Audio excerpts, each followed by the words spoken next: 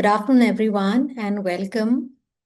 Uh, Thank you for joining us today for this panel discussion on the topic workplace stress and anxiety, how self-care supports employee well-being and business outcomes. My name is Alpana, and I'm a senior counselor with One-to-One Help, and I'll be facilitating, moderating the panel discussion today. It's a privilege for me to do so. Just before I introduce our esteemed panelists, just a quick background about the topic that we are covering today, right? And why it's important, because I think it's fair to say that we've all had stressful days at work, right? Whether it's juggling competing priorities, managing deadlines, balancing work and personal responsibilities. So stress at work itself isn't new, but what is new is that we are having more open, more meaningful conversations about it. We're talking more openly today about stress, anxiety, well-being, not because people are becoming less resilient, but because organizations are increasingly recognizing that employee well-being is not just a people priority; it's a business priority also. Okay. So the real question is how organizations can create workplaces where people don't have to choose between performing well and looking after their well-being, right? Where both go hand in hand. Okay, and that's what we're going to be exploring in our session today. How high performance and employee well-being can go together, and what organizations can do to facilitate that. Okay, and I'm delighted to be joined by three accomplished HR leaders, each bringing their unique expertise and practical experience from their respective organizations. So let me quickly introduce them. Our first panelist is Lakshmi Lukose, who's the HR Director, Compensation and Benefits at Honeywell, India. Lakshmi has over 17 years of experience in human resources and is a seasoned HR leader and a specialist in compensation, benefits, and total rewards. Her expertise spans the entire employee life cycle, including employee engagement, talent and performance management, leadership development, organizational change, and succession planning. Having also led compensation initiatives at APAC level, Lakshmi brings strategic perspective on designing people practices that balance employee well-being with business priorities. So we are delighted to have you with us today and look forward to her insights. Please join me in welcoming Lakshmi. Hi, Lakshmi. Thank you. Next panelist is Mohita Tiwari, who leads the employee engagement and communication team at AU Small Finance Bank. Mohita has over 22 years of experience across banking, financial services, and consulting. And she brings deep expertise in employee engagement, organizational development, internal communication, and learning and development. She has led large-scale capability building and transformation initiatives, designed people-centric HR strategies, and developed engagement and communication frameworks that strengthen organizational culture across diverse workforces, right? And she really brings valuable insights into creating workplaces where people can thrive while enabling business success. So we are privileged to have Mohita with us. Welcome, Mohita. Thank you so much. Thank you. And of course, last but not the least, we have Vrinda Parasnis, who is the head of MyLife at Persistent Systems. Vrinda is passionate advocate for workplace well-being and a holistic well-being architect dedicated to enhancing human performance. She works closely with organizations to build healthier, more resilient, and high-performing workplaces through evidence-based well-being strategies that support both employee health and business success. With her strong focus on integrating well-being into organizational culture, Vrinda brings valuable insights into creating workplaces where people can truly thrive. Very, very, very happy to have you with us, Vrinda, today. Welcome. And thank you, everyone, for joining in today. Let's dive straight into our discussion. Thank you all the participants who have joined in. Okay, so yeah, the first question, I think I'll begin with a question for all the three of you. So Gallup India tells us that nearly 3 in 10 Indian employees report experiencing significant stress at work. and a very small proportion say that they're truly thriving. Okay. So, as HR leaders, I want to ask you, what do you think are the biggest drivers of stress and anxiety at workplace today in India? Lakshmi, would you like to go first? Sure, sure. So firstly, I believe that, stress in workplaces in India is no more about the sheer workload. It is more centered around a few business drivers. And this there definitely needs some leadership attention, some changes in all our organizations. There was a recent Gallup study that said that the engagement of employees in organizations have dropped from a 33% in 2022, about four years back, to 23% now. So there is something that is driving down engagement, increasing stress and anxiety at workplace today. So what are some of these factors? So some of these can be attributed to direct factors, such as unclear goals, the shifting priorities of organizations that keeps happening, and thereby the lack of communication probably of some of these shifting priorities to employee, all create some kind of anxiety and stress among the workforce that we have. Coupled with that, professionalism in India is equated to emotional suppression very often. Employees normalize fatigue and avoid discussing a burnout unless and until it becomes quite critical. So, the cultural expectation to behave in a certain way adds an invisible strain, thereby adding a tint of cultural pressure as well.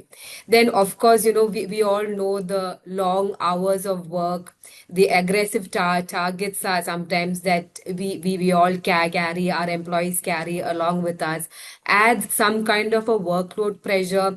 And coupled with the fact that the India market is so competitive, and there is also a job insecurity that is going on, adds some kind of a chronic stress, I would say, to the workplace.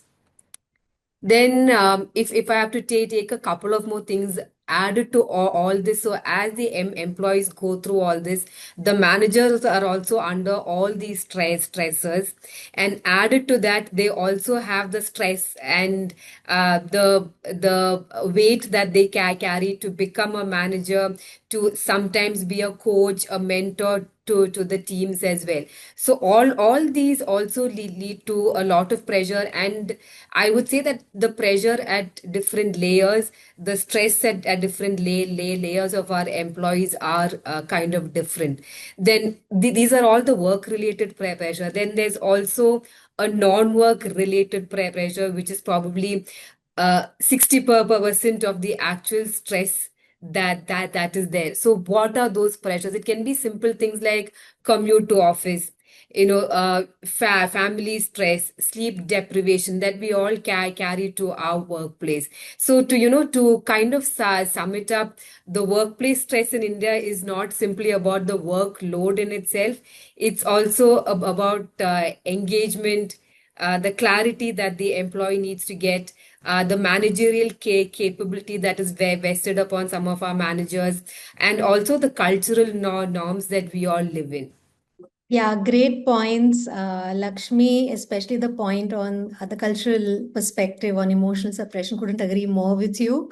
Mohita, anything you would like to add from your experience?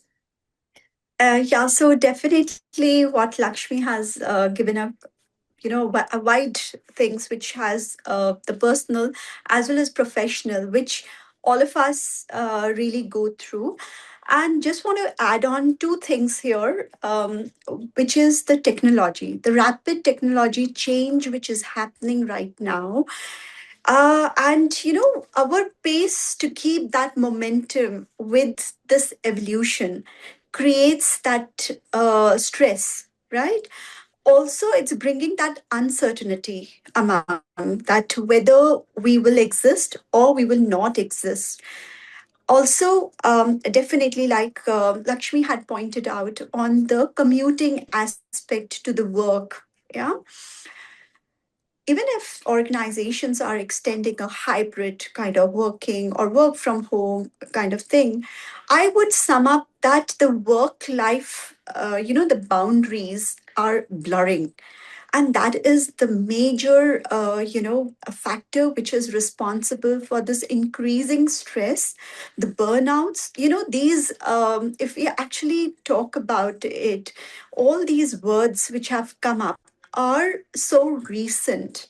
They existed into the dictionary, but they've been used so frequently now. Even a child who is preparing for any of the competitive exams also talks about these things. So yes, it's very, very important that we get aware about it and take that first step that yes, we need help, is very, very important for our personal as well as professional life. And as we're aging, there has to be norms as per the policies of an organization should also be the age specific policy also. Like people like us who are moving, where our kids are growing up, parents are growing up, there has to be that evolution that is very, very important and crucial at this point of time. Yeah, thank you, Mohita. I think a very important point you brought up is about the hybrid work, which has sort of changed the nature of stress and, the expectations of constant availability. So thank you for sharing. Vrinda, so as a well-being expert, are you seeing something different? Would love to hear from you. Yeah, thank you, Alpana. And it's a pleasure and a privilege to be on this platform for one-to-one help. I mean, I know you all do great job on the emotional space for so many years now. So feels happy to share the stage with Mohita and Lakshmi. And great points, Lakshmi and Mohita. I really agree with you in terms of the points which you brought out. I'll just go a step back and a step after what you've been talking. So if you just talk about stress and the workplace stress, let us define stress for a moment, right? So if you go to physics or you go to any other thing in layman language, psychology, sociology, whatever you define, stress is very simple to me. If the demand is more than your capability, that is what is stress. In this given world, can we really stop the demand? Do we really have control over it? Probably no. Then what is left with us is to increase our capability, is my simple take on stress. And as I always say, if you have a classroom and with fill of about 60 students or 30 students, there's the same teacher who teaches to everybody. There's one person who gets 100 out of 100. There is some person who cannot pass it out, right? So it depends on the teacher teaches the same thing. Similarly, the workplace is same for everybody. The workload is same for everybody. The uncertainty, the culture, everything is same for everybody. It depends on the individual, how much you can cope up and how much you can take the stress. So to me, I think, the workload stress, of course, we will talk about it. And we have things as, you've been talking about uncertainty. AI to me, I represent a software industry. So AI definitely is one of the biggest thing, which is a disruption. People are a little worried about whether I'll have the job, whether I'll not, whether I'll be able to learn, whether how fast I can cope up, and all of those things are definitely there. As Mohita was also saying, culture, and Lakshmi is also saying, culture is the biggest thing there. Do we have a culture where the managers support? Do we keep on calling them 24 by hour? Do they give you off time? Do they call you on weekends? Can I have my me time? Can I plan time for my family? Or I'm going to work 24 by 7, as she was saying, Mohita was saying the line is blurred between work and life after COVID. Of definitely. Do I respect that boundaries? Can I give them some space for people to really work and not, work continuously? The third angle to me, I think, is basically where there's a pressure to perform. Okay, there are the people where they want to perform, they want to be at the best, they want to get more hikes, they want to get more incentives. So that is also one thing which they decide, they bring it onto themselves. And then, as Lakshmi was saying, there's a work life which is outside the work also, right? You have your family, you have your relationship issues. I mean, relationships in terms of you getting my different stages of life. You want to get married, you've got married, you are into marriage for so many years. You've got ailing parents, aging parents, small toddlers, teenagers, difficult times with higher education of your kids, or your 10th boards and 12th boards of your kids. So those are different angles as well. Above all of it, what I feel is belongingness is the major part, okay, in terms of the stress part. So the moment you feel belonged to the workplace, you feel belong to the workplace culture, or you don't think it's mine, probably that dissolves a little. So that is how I feel. And then, at the end of it, what I think is it is all about how people, how people think, how people perform, how people connect, how people move within the organization. So if we can focus on how do we, increase the capability of each individual, probably the stressors, we don't no longer say that there's a workload stress or a workload, things. And the discussion and the whole paradigm shifts from me as an individual. How can I have my coping mechanisms to handle this better? How can I perform better? So that's my submission to you for your stress thing there. Yeah, thank you, Vrinda. In fact, I have like a follow-on question for you, which is like, slicing it a little more, because there is a Deloitte survey that suggests that, stress is not experienced equally across workforces. There seem to be certain groups like Gen Zs, millennials, who are reporting higher levels of stress. Yeah. So, do you feel that there are certain vulnerable groups, like you mentioned, working parents, who may have additional responsibilities, caregiving responsibilities? So, do you feel there are some unique stressors for certain groups in organizations and they need more targeted support? Oh, of course, yes. I mean, Alpana, you're so right. It's a brilliant question, I would say. Yeah, because one size doesn't fit all. Because not everybody who is listening to the conversation also, is not in the same phase of lives, not same age group. So what matters to me may not matter to somebody else. So what is my priority at the moment may not be somebody else's priority, right? So if we just take a life stage, life journey of any person who joins any company, they typically join us after the graduation, right? So basically they are in their 20s, early 20s when they join us. So for them it's a new workplace, it's a little different from their college life and the school life they have all had so far. So corporate life is different, understanding manager, understanding the working culture, the do's and don'ts, what works, what doesn't work, that is what is important to them. So that is what they're just trying to understand a new environment, what is called culture, maybe academia. They had their teachers and guides who helped them. They had their friends and who were real friends. Here, you come down to a colleague and a team member kind of a culture. It's a little different. As you progress, of course, you get into a different zone where not everybody, but those who were decide to get married, they kind of change their work life in terms of now adjusting to a new home with a new partner, getting together as a life, then starting their own journey, having kiddos, having the toddler parenting, teenage parenting. And of course, then there is a set of parents where they are supporting their, kids for their education, difficult moments where they're 10th, where they have to prioritize their kids over work at times. And then you have a phase where you have aging parents where, or the in-laws who are not well and you need to support them. So yes, of course. I mean, of course, the phase for everybody is different. The Gen Z has a different, challenge right now. The Gen Z has a different request or a demand when it comes to corporate workplace. So are they in a position to take the feedback the way it is given to them? Because they are in an Instagram generation, right? So they are used to likes. Are they used to the downs? Are they open to take the feedback? Do in the right way? Or rather, I would also say, are we as managers or the non-Gen Z people in the right position to give a feedback which helps the Gen Z? Are we in a position to give them and guide them in the right manner? So that is also very important to them. Maybe this conversation of giving feedback and taking feedback may not be very relevant when it comes to millennials or when it comes to the people who are senior in the organization. But yes, the feedback mechanism, being heard, given freedom, having coming to the office at the time which they want to, trying to work and having new ideas, not thinking very traditionally, but thinking very, they're very innovative, they're very creative generation. So, do we have the space for them to express their feeling? Can we hear them out? So those are what challenges they will have. So the challenge at every work life will be, phase of life is different. And what is a challenge which a new mother faces is a different challenge when, with a teenager mother, right? Or a employee or a men employee who is going through a place where he has to support his parents for a difficult ailment is different than somebody who just joined my organization and who needs to know what is the right way to dress, what is the right way to sit, what is the right way to speak in the meeting. So of course they're in different phases of life, and the journeys are beautiful when you actually customize them, their individual journeys to the phase. Not one size fits all is what we've been believing at Persistent. And the best part is that, when you get those kind of people together, say the working mother, I mean, the first-time mothers or the parents, toddler parents or the teenage parents. The peer group which forms, the cohort which forms is a very amazing cohort. And then they learn from each other. When I give an idea to somebody and I learn from somebody's idea, that peer learning is something which I enjoy working, looking at it when I get all these people together. So that is my submission to you all on this part. Of course, there are different journeys, different phases of life.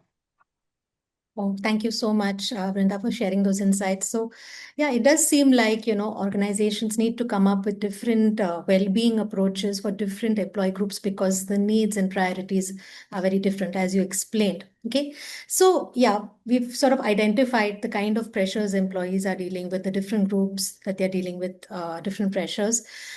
The next question I want to come to is who's responsible for addressing this stress, because we often encourage employees, to practice self-care.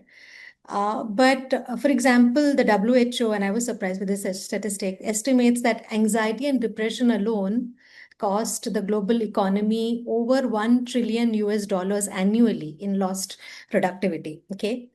So given that kind of impact, should we expect employees to take care of their well-being on their own, or do you think organizations have an equal role to play in creating those conditions for well-being? Because the stakes are really high.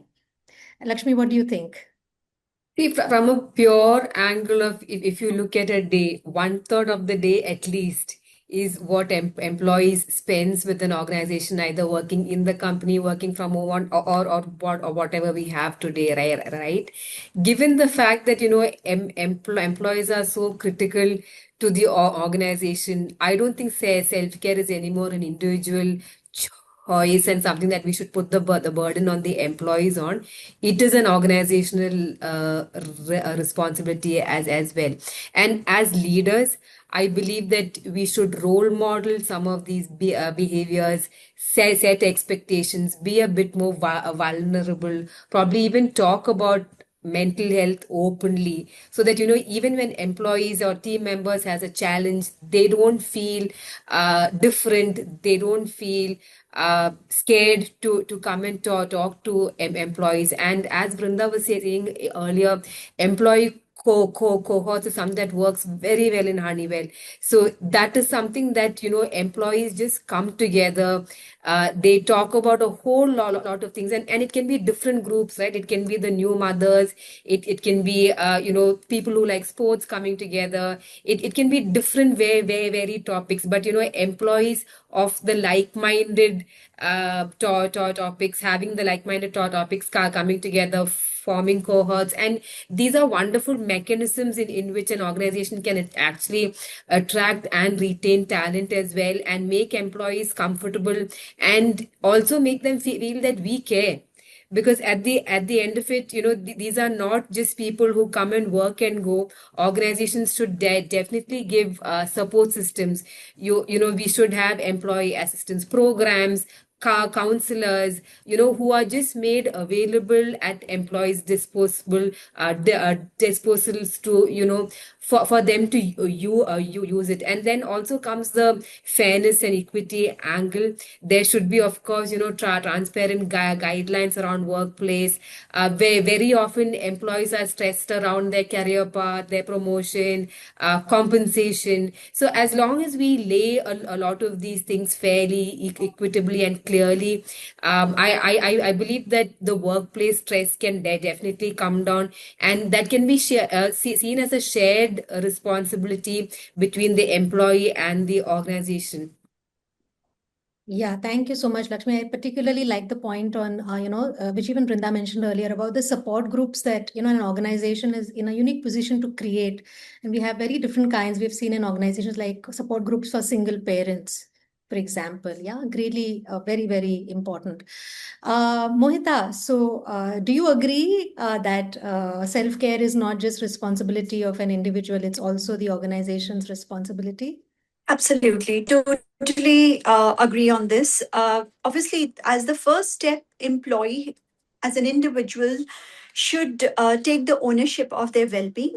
Organization, as various points which Vrinda and Lakshmi has pointed out, organizations can create or foster that culture, and they can have those policy change, so that it even the employees start feeling that yes, he or she is not alone into it. It's the organization which is supporting to build that culture and that belongingness. Like Vrinda, as Vrinda had pointed out, this is very, very important, and we are working very closely into our organization towards this norm of belongingness. Every individual who's part of the organization, what can an organization do so that this feeling of being belonged is fostered, not just into a set of, just the leadership team, but it gets downloaded across to the last mile of that individual who is, a sales officer and all. So yeah, and the set of issues, the set of problems that an individual is going are very different. So first and foremost is definitely the employee or the individual should feel that yes, well-being, my well-being is very, very important. And to support that, to look for that support, he or she would always look for the organization, and accordingly organization can plan the policies, the culture building, all those just gets into the flow. Yeah, absolutely, Mohita. So, Vrinda, I'm hearing there's a consensus that, organizations, we cannot realistically expect employees to take care of themselves if the culture doesn't support it. Like Lakshmi said, we are spending maximum of our waking hours at work. So the workplace plays a very important role, and organizational responsibility is very important, you think? Yeah, so as you know, Mohita and Lakshmi is saying, and I resonate with them. So basically, it is never either or, and I'll give you an simple example. So in the world of AI, all of us are living in the world of AI, right? So I mean, knowledge is not very difficult these days, right? If I just say what is the best time to sleep, I know I get an answer from AI. What should I eat? What should I do? How should I work out? What should I, you know, do this, do that? How do I do? Surya Namaskar, everything I'll get. But the whole crux is doing it, right? So similarly, the thing is that organizations, of course, play an important role, and we will definitely we do all of it, all of us, everybody here who is listening to the call and who are in the other side of the table who are giving this environment to it. So definitely, the government is also saying that they're also trying so many things to say the International Yoga Day, or they'll have so many things which they do to create that culture there. So, as organizations, we definitely should have a framework, a culture where people will be able to take those decisions. But it is not a one sided effort, right? We can create all the environment, but the employees or my people, they have to walk that part. They have to walk, they have to eat right, they have to sleep well, they have to, kind of do whatever they have to for the, mental health. So, it's a two-way journey, it's a handshake, according to me. And organization play a very critical role because they create that whole place and the strategy and the structure and the policies, as Mohita was saying, so that people can make the right choices. So, for example, I'll just give you an example. So, at Persistent, we have something which we do is called Persistent Run, and we start our year or new year on a very healthy note. On the second Sunday of every year, we do Persistent Run across all our 15 locations in India. And in US and UK, at about 13, 17 locations in US and UK, we do it in the June because Jan they cannot run. So that is where for 3 months people start preparing for it, they start preparing, and we have cohorts, and it's run by the employees for the employees. So there are people who prep them for their first 3K, the first 5K run, from a 5K to a 10K run. Now what happens is when you actually come for run, you cannot fake it because the AI doesn't run for you or nobody else runs. It is you who run, you who walk. And if you have to run, you cannot just get up and start running. You have to prepare for it. So can organization give these kind of platforms where we can nurture this thing? And then you see when you go to any cafeteria 3 months in advance, people said, have you enrolled for the run? How many kilometers are you doing? Are you eating right? Are you sleeping right? And those are those stimuli which we create in the organization. That is what I meant when we say self-care. Yeah, of course. I mean, we can create something like a run, or we can do sports, we can do so many things which we do at the organization. Each one of it does that. And then it is up to the employees to walk the path. You actually run, enroll for it, come for it, prep for it. And when you do it together, it has amazing energy to do it together. I alone doing it versus all of us doing it together gives you an amazing energy. And for all those who don't participate, we definitely create a FOMO so that the next time they are part of it, for sure. Yeah, that's a good way to use FOMO, right? Yeah. To bring in healthy practices. Thank you for sharing that idea of persistent run. I think it's going to stay with most of us. Yeah, just keeping in mind the time that we have, interesting discussion, but yeah, we have to stay constrained to the time.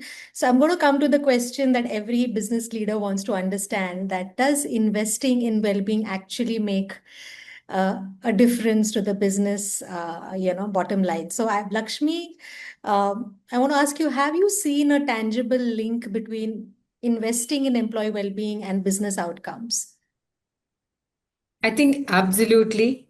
In my experience and from what I've seen, there is a direct link between, the tangible, a tangible link between employee well-being and the business outcomes as well. When employees feel that their organization genuinely cares about them and takes care of their well-being, it builds a sense of trust and a psychological safety for these employees.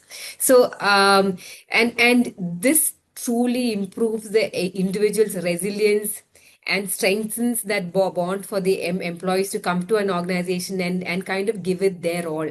And with all this, I believe it also improves and strengthens the employee brand as well. So making it easier to attract and retain the talent as well. So this is something that the organizations should do genuinely and not for the outcome of the brand, but to truly care for its employees, and employees will feel it. And when the organizations actually care about the employees and integrate wellness into their support system, it definitely reduces stress. It helps the employees perform better. It reduces absenteeism for sure, and therefore the employee thrives. And when the employee thrives at its work, there is good business results as well. So as a result, well-being is not a soft initiative anymore. It is but a strategic enabler to, engagement, to productivity, to retention, and it directly impacts some of these business outcomes as well. Right, right. And I think, there is a recent CII Medibuddy study, report rather, which has found that organizations that invest in mental health are seeing, tangible benefits like you mentioned, higher employee engagement, lower absenteeism, better retention. So, so that's very important. Uh, Having said that, we say policies, programs, of course, matter, but employees often experience the organization and the culture of the organization through their manager. So, Mohita, I want to come to you and I want to ask you, so managers often are the first line of support for employees, but we've also seen that a lot of times managers have the intention to help, but they don't feel equipped to have conversations on mental health. Yeah. So, what do you think? What is the role of managers? And what can you share something that your organization has done to prepare managers better to have these conversations on mental health and well being? Absolutely. So, fully agree. Managers play very, very critical role because they, as you also pointed out, that they are the first line of the contact for an employee to for their team members. So they can identify those early distress among into the life of an individual, as we were pointing out on the various phases that an employee goes through, the team, like if an employee, if a manager really understands what the team member is going through, communicating with that individual is very, very important, and giving that support and empathy, that empathetic leadership is very, very important. And for that, that individual needs to give uh, lend an ear to listen. And listen means, yes, not just listening, but yes, that empathetically listening and giving that assurance that, he as an individual is there, and the organization is, we just spoke about a lot of policies, culture. All those are not just built in silos, they have to be practiced. And I fully give that onus to the managers to drive it, and definitely what an individual like the manager can do is listen. And organizations like one-to-one health, they should be directed to the professional ones, because when you talk about it, what an individual would always feel, how will it be taken by the person who's listening? So I feel, as a manager, they have a very crucial role in really identifying such individuals by, and then obviously through the right channel. And a manager can listen, be empathetic, give that support to that employee, and then they can be directed to the HR, and that's how the chain moves on. So coming to the various initiatives, like few of the initiatives that we as an organization are building upon, are creating these platforms for, making these like sessions for the managers, because it is very important. Again, everything comes to the awareness. The manager needs to be made aware that this is, the mental health is very, very important. Understanding the team, so we have a lot of training programs also, wherein we emphasize that, what, because this is, empathy is one of the very, very important quality of a leader. Whether you're leading a team of two people or you're leading a team of 20 people, it's not the numbers, it's the individual and humans that you're dealing with every day. So there are programs that we do for the managers, making them understand that how important and critical it is that you understand what your team member is going through, and then build upon and direct that individual. So if that clarity a manager will not have, probably he or she will not be in a position to help. So I would go for that. Managers play a very, very important role, and everything else, be it the policy, culture, everything falls how it is driven by an individual, because every individual is drives it differently. So we have to give that onus to the manager who's leading that team, and give them equal exposure towards what it is and how to drive it. And then only the all the things that we spoke in right in the beginning falls. This is what I would Absolutely. like to say. Thank you. Thank you. Thank you for sharing. And a very important point that you made is that, empathy is not just a soft skill, a nice to have soft skill anymore. It's a leadership competency. It's a must have.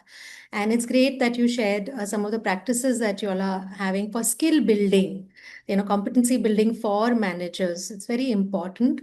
I think I would also, I'm hoping you will agree with me that, there also has to be a point where, overdoing also should be avoided. So in these sessions, we're also telling managers that you don't have to become counselors, and, you have to draw the line between supporting and counseling. So what to do and what not to do also becomes very, very important.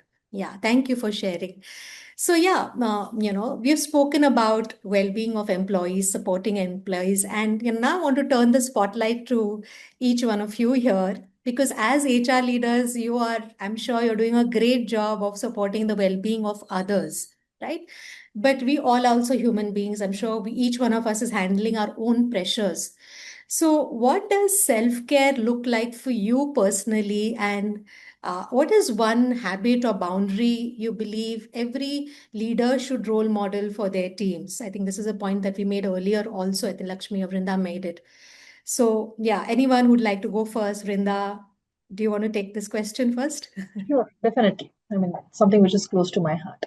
As you rightly said, as leaders, we've been handling a lot, doing things, taking it. So what do we do for ourselves? It's a brilliant question. So to me, it's what has been working and what I practice is very simple thing, which is 24 minus 1. So 24 hours in the day minus 1. So 23 hours for the whole world, 1 hour for myself. That's me time, that's my hour. And it's not a me time which we talk about a me time, but it's my hour for investing in myself.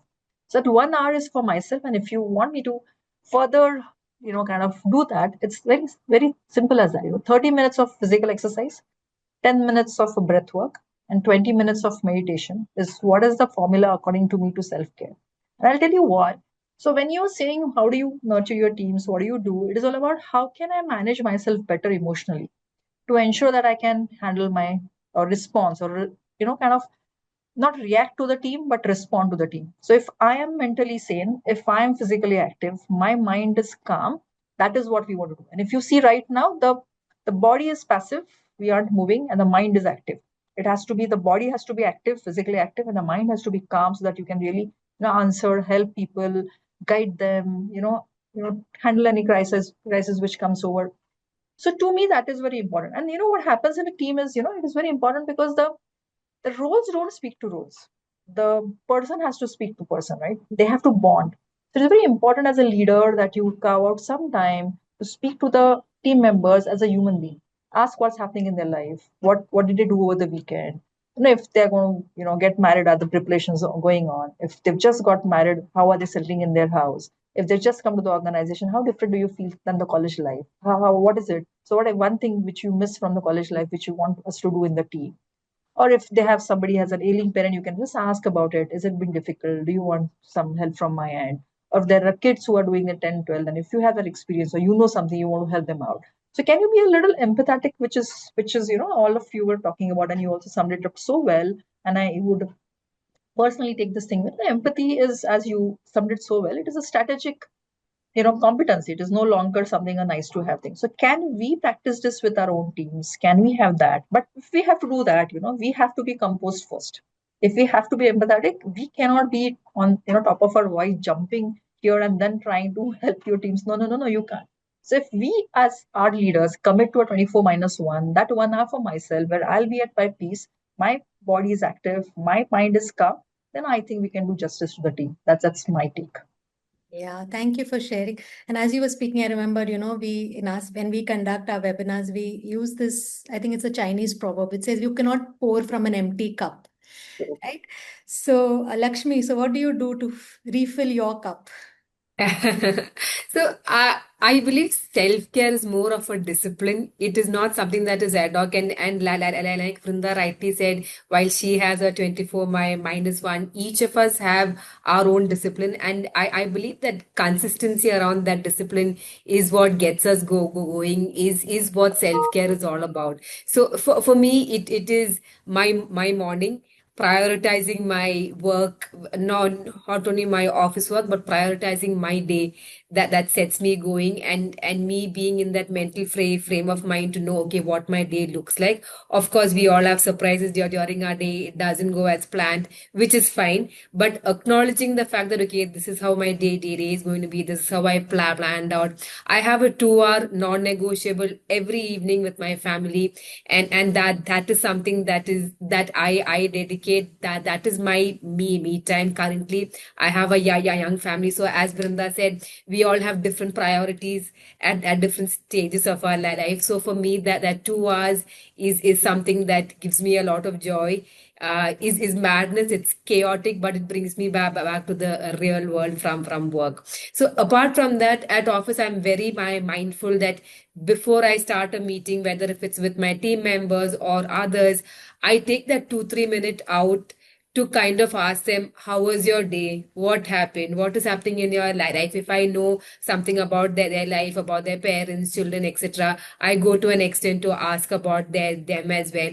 And then we start with that agenda. So I believe that personal bond, personal connect takes us a longer way than just jumping into the topic and the need for the hour. My other thing is, we all sit for a long time at work.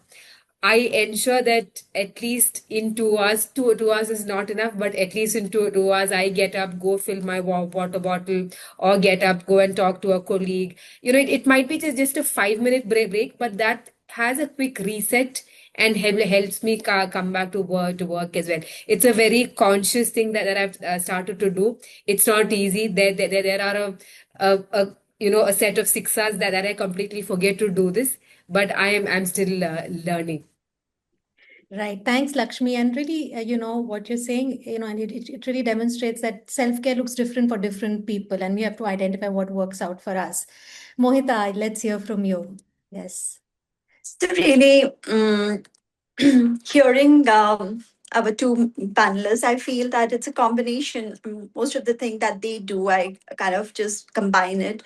What I really want to add on is at times, at least 5 to 10 minutes, or in fact, maybe 15 minutes, I do nothing, because doing that nothing also gives a lot of, because as constantly we are either moving physically or mentally, we are just so much into the groove of things, so those, it's very tough to do that nothing in those 15 minutes, because I try and think that am I missing out something very, very critical into my life. So that's where I really want to take that pause. I have started doing it now, because there's always constantly going for a walk, thinking something. I go without my headphones and all, because that's where I really want to talk to my own self. There's so many thoughts that keep going. So that is one thing that I do religiously. My walk into the nature is something that gives me a lot of peace. And yes, as Lakshmi pointed out, filling your own water bottle, just to make sure that yes, you're cut off from your laptop for maybe 5 minutes, 8 minutes. But yes, I've started practicing this art of doing nothing during the day, whether it could be during the office hours, or once I go home and done with the dinner. That piece is very, very important. So that's my take for well-being. And I would really say that well-being has become, a strategy around for the organizations. I would really say that we got to live it, then only we can promote it. Absolutely, absolutely. Thanks. Walk the talk. And, the point that you made, doing nothing, it's almost like the Zen-like kind of philosophy.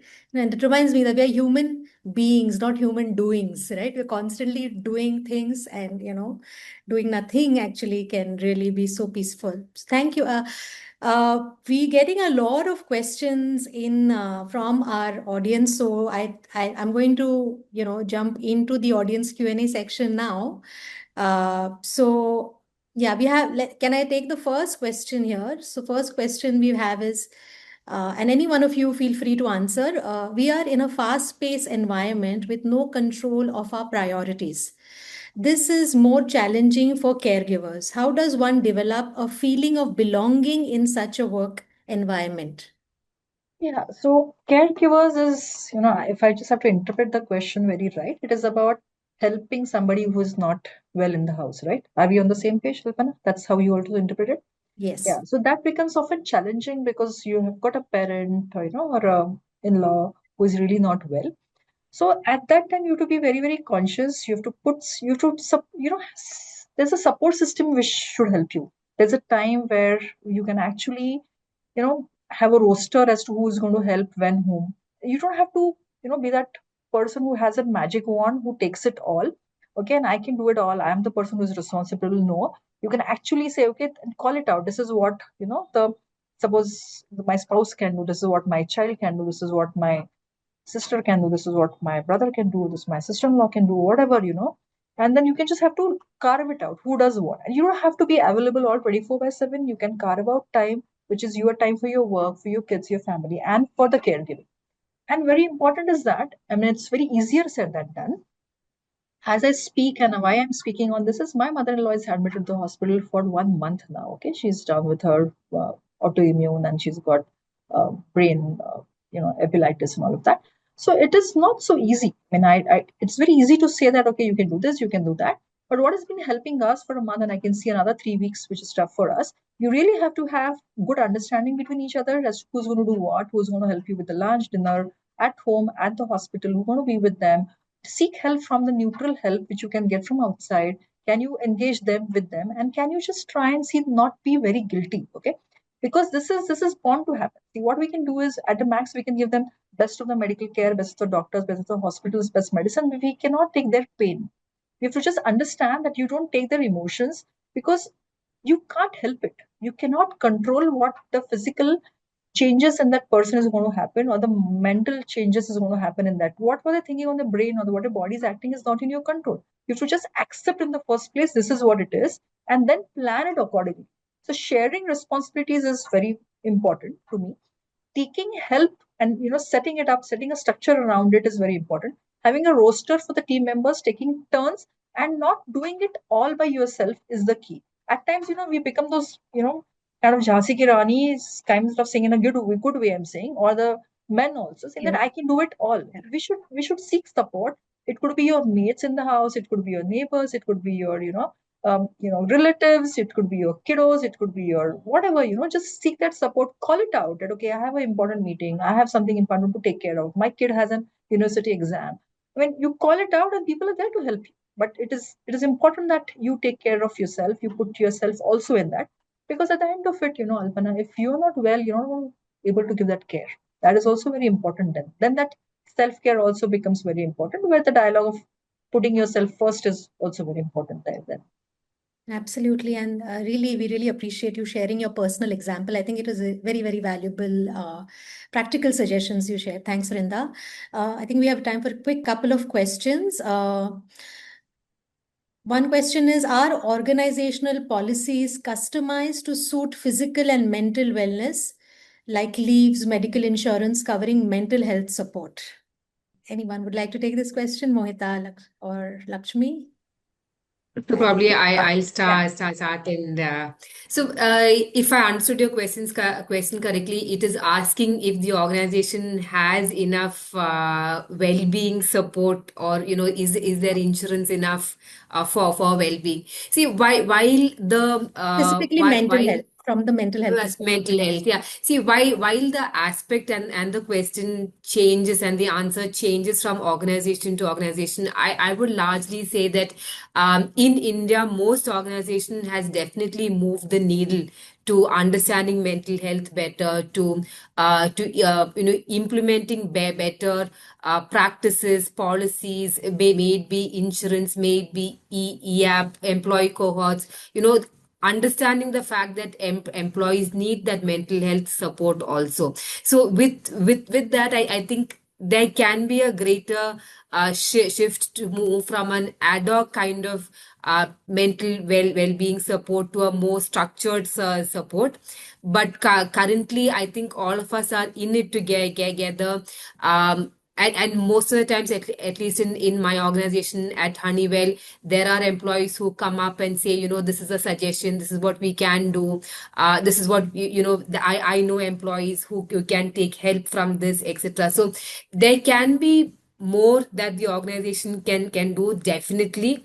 But I would also like to stress upon the fact that we are definitely trying to move the needle to be there for our employees, may it be mental well-being, may it be physical well-being, may it be just the fact to support an employee. I think we are more proactive as organizations now.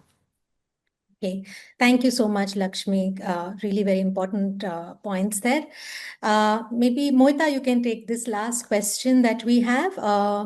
I feel my manager doesn't give me equal attention and doesn't think I'm good enough. This is decreasing my self-confidence. What can I do?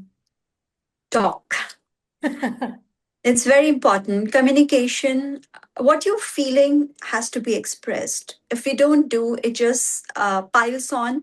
And as we've been talking all this while, is it just what is going to happen is hamper everyday productivity, not just into your professional life, but to your personal life also. Because if you're not happy from within, will not be able to deliver at both the ends. So there are so many forums which organizations have to raise the concern. You first of all, it's always better to talk to that individual. Minus those designations and the titles that an individual hold. If that doesn't work, every organization have a concern HR. Say if that also doesn't work, then there is a cell which is exclusively an employee can reach out, which is a grievance cell.